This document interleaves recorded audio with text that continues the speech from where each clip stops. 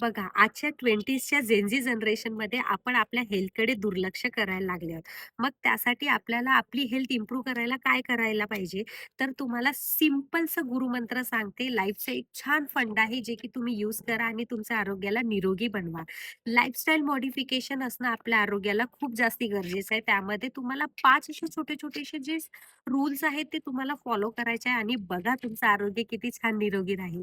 त्यामध्ये पहिलं आहे की तुमचं आहार म्हणजे बॅलन्स डाएट नेहमी हेल्दी असायला पाहिजे आणि जे जंक फूड आहे त्यांना अवॉइड करा.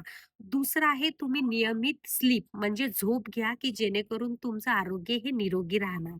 तिसरं आहे हायड्रेशन म्हणजे तुमच्या शरीरामध्ये पाण्याची कमतरता ही होऊ नका देऊ की ज्यामुळे तुमचं इन्फेक्शन तुमच्या शरीरात येणार.